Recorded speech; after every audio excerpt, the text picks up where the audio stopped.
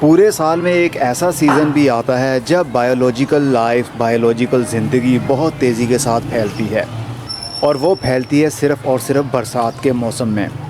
कुदरत हम पर इतनी मेहरबान है, पाकिस्तान में और इंडिया में बड़े 4 मौसम पाए जाते हैं: सर्दी, गर्मी, पतझड़ और बहार। यानी हर मुश्किल के बाद आसानी ज़रूर आती है। अब आप भी सोच रहे होंगे, अरे इजहार, क्या बरसात के ऊपर ही लेकर बैठ गए हो वीडियोस को, कुछ और भी तो बताओ। तो जनाब, बरसात का मौसम ही ऐसा है कि इसमें जितनी भी आप तैयारी कर सकते हैं अपने पौधों के लिए, आप उतना करें।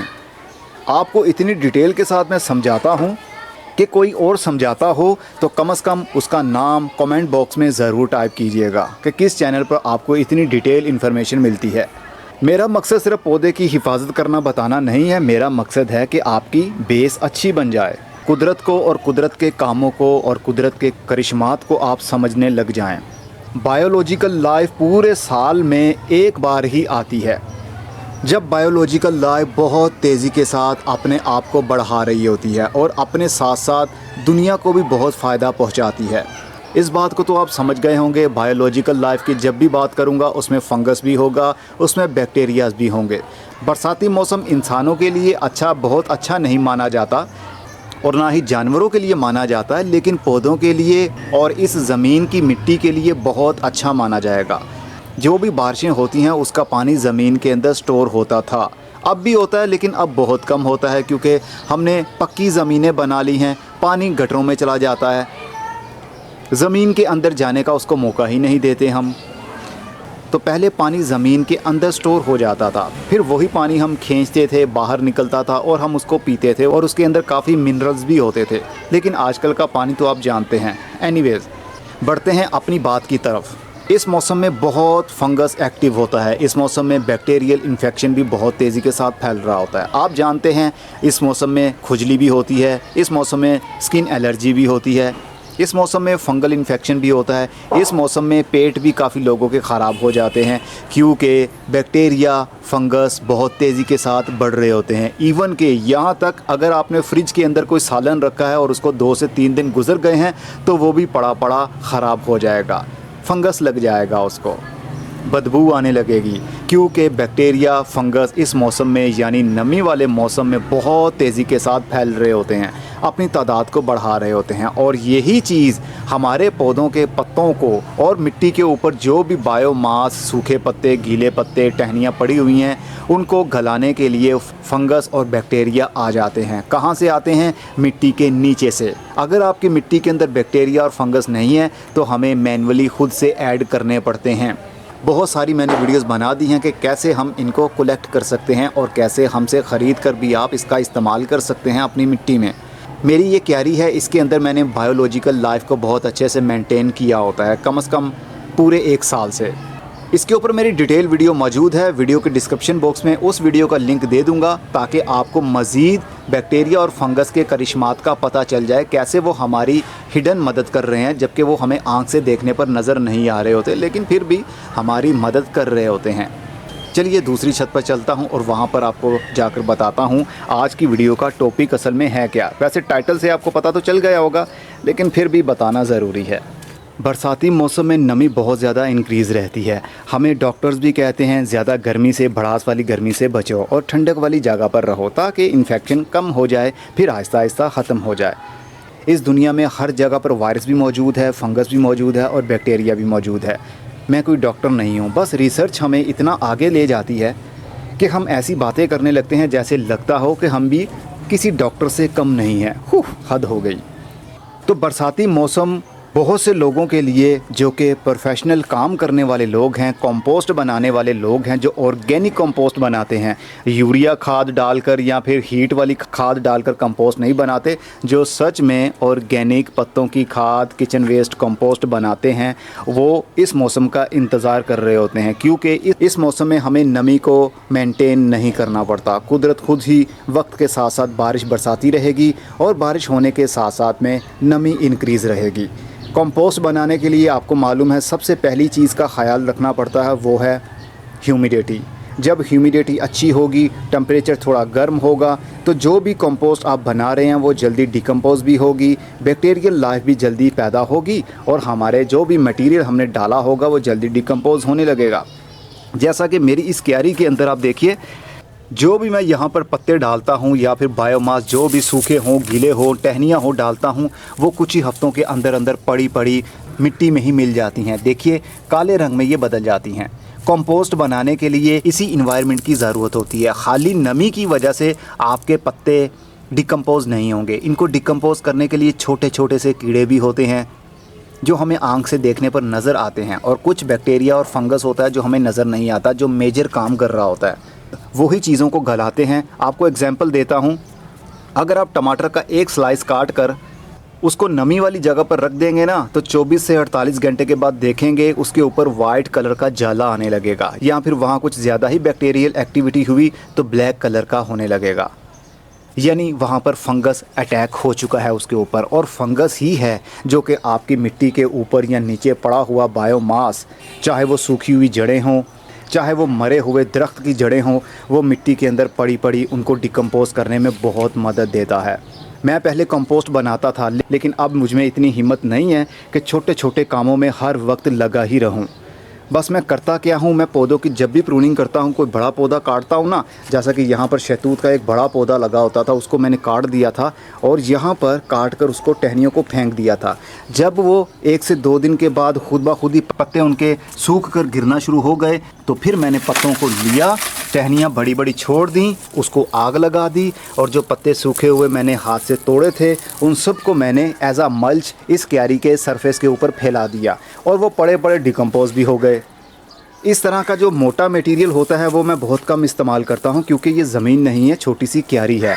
जितना हम मटेरियल इसके ऊपर रखते जाएंगे तो इसका जो सरफेस है वो कॉम्पैक्ट भी होना शुरू हो जाएगा। इसलिए थोड़ा थोड़ा मटेरियल मैं इसके ऊपर इस तरह मल्च कर देता हूँ। जब पानी देता हूँ ये गीला हो जाता है और आहिस्ता आहिस्ता से ये डिकम्पोज होना शुरू हो जाएगा, क्योंकि बैक्टीरिया के कांटेक्ट में आ जाएगा ना।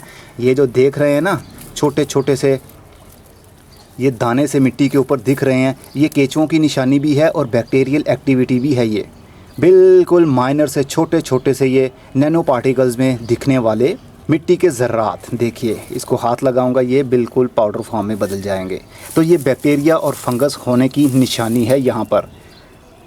इवन कि ये जो गुठली आप देख रहे हैं ना आड़ू की, ये भी पड़ी पड़ी तकरीबन 6 महीने के अंदर डिकम्पोज हो जाएगी, और जैसे ही हम इसको प्रेस करेंगे ये मिट्टी में ही मिल जाएगी।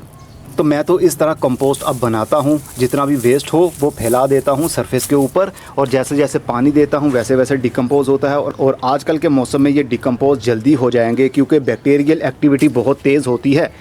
ये देखिए अंजीर भी पक गई है, एक कितनी ज़बरदस्त है, बाद में खाऊँगा, अभी नहीं तोड़ता।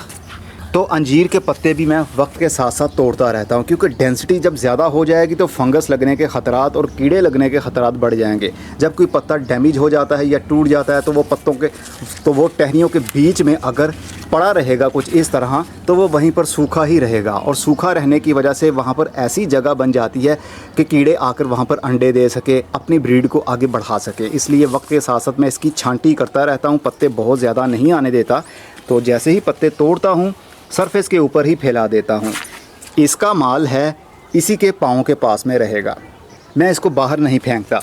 जो चीज़ हमारे खाने की है वो हम उतार लेते हैं और खा लेते हैं। कुछ फ्रूट ऐसा भी होता है कि जो छोटा रह जाता है, पीला हो जाता है या जल्दी पक जाता है, वो खुद ब खुद ही गिर जाता है। और यहाँ पर देखिए, यहाँ पर ही पड़ा पड़ा वो आहिस्ता आहिस्ता से डिकम्पोज होना शुरू हो जाएगा। यहाँ पर देखिए ये बड़े बड़े पत्ते कुछ दिन पहले मैंने तोड़े थे और ऐसे ही फेंक दिए थे सरफेस के ऊपर। तो मिट्टी के साथ जब ये लगेंगे, नीचे से बैक्टीरिया और फंगस के कांटेक्ट में आएंगे, तो ये देखिए ये पत्ता गल गया ना।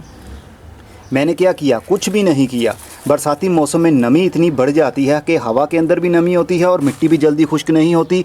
यही चीज़ वो लोग पूरा साल इस मौसम का इंतज़ार करते हैं जिन्होंने ऑर्गेनिक कंपोस्ट को जल्दी बनाना होता है।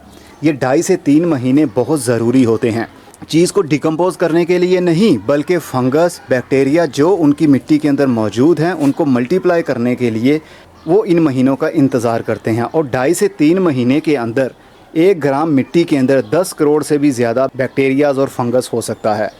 और 2.5 से 3 महीने का जब उनको टाइम पीरियड मिल जाएगा, नमी मिलेगी, तो वो कितनी तेज़ी के साथ बढ़ेंगे और उनको शुगर भी मिलेगी, कार्बोहाइड्रेट्स भी मिलेंगे, क्योंकि पत्तों के अंदर भी कुदरत ने शुगर रखी है उन बैक्टीरियाज़ के लिए जो मिट्टी के अंदर कुदरत ने पहले से ही रखे हैं। यानी कुदरत ने उन फौजियों का खाना भी खुद ही बना दिया।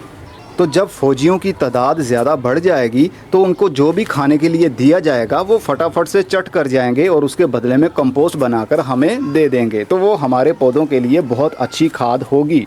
इतनी लंबी वीडियो बनाकर लंबा सा भाषण देने का मकसद ही यही था कि आपको इस मौसम की कदर हो सके। बेशक इस वक्त मैं भी गर्मी और पसीने से भीग रहा हूँ, लेकिन ये मौसम हमारे पौधे की मिट्टी के लिए बहुत अच्छा है और पौधों के लिए भी अच्छा होता है, क्योंकि पौधों की ग्रोथ बहुत अच्छी चल रही होती है। बस हमें ख्याल रखना पड़ता है कि ज़्यादा पौधों में पानी ना मिल जाए और पौधों की जड़ें ज़्यादा गल ना जाएँ। ये देखिए एक बैंगन हमारा यहाँ पर एक रह गया। कल मैंने यहाँ से काफ़ी सारे बैंगन उतारे थे, तो ये एक रह गया था, लेकिन ये थोड़ा पक गया है। देखिए नीचे से इसका कलर थोड़ा लाइट होने लगा है और ऊपर से डार्क है। पूरा बैंगन जब डार्क होगा तो समझ आइएगा वही उसके उतारने का टाइम है, भले वो छोटा हो या फिर बड़ा हो। बस उतार लीजिए और खाइए, तल के खाइए, पका के खाइए, आपकी मर्ज़ी। तो कंपोस्ट बनानी है, एक सिंपल सा अच्छा सा तरीका बता देता हूँ, क्योंकि हर किसी के पास ना तो ज़मीन होगी, ना किसी के पास छत के ऊपर क्यारी होगी। जिसके पास भी गमले हैं, चाहे मिट्टी के हों चाहे प्लास्टिक के हों, अगर आपके गमले खाली हैं, अभी उनके अंदर पौधे नहीं लगे हुए, तो क्या करना है, थोड़ी सी मिट्टी को निकाल लीजिए और जो भी आपके घर में किचन का वेस्ट, पत्ते, सब्जियों के छिलके बचते हैं, फलों के छिलके बचते हैं, थोड़ी सी मिट्टी 1 से 2 इंच की मिट्टी हटाइए, छिलकों को बीच में दबाइए, ऊपर से फिर से मिट्टी से कवर कर दीजिए। तो कुदरत ने जो मिट्टी के अंदर बैक्टीरियाज़ रखे हैं, या फिर आपकी मिट्टी के अंदर बैक्टीरियाज़ हैं, अगर आपने कीड़े मारने वाला जहर मिट्टी के अंदर नहीं डाला होगा तो खाद बन जाएगी उनकी। और अगर आप बहुत अच्छे ही कंपोस्ट बनाना ही चाहते हैं तो एक ढेर बना लीजिए, फ़र्श के ऊपर प्लास्टिक बिछा लीजिए, उसके ऊपर जितना भी वेस्ट हो आपके पास, 10 किलो, 12 किलो, 50 किलो, जितना भी हो, सब ढेर को उसके ऊपर रख दीजिए और 1 से 2 मुट्ठी लीजिए मिट्टी की और उसके ऊपर फैला दीजिए।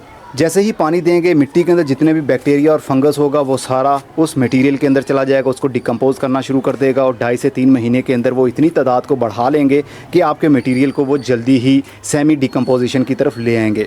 जब सेमी डिकम्पोज हो जाए आपका मटेरियल, आधा गला आधा सही, तो तब भी आप उनको गमले की मिट्टी के सरफेस के ऊपर फैला सकते हैं।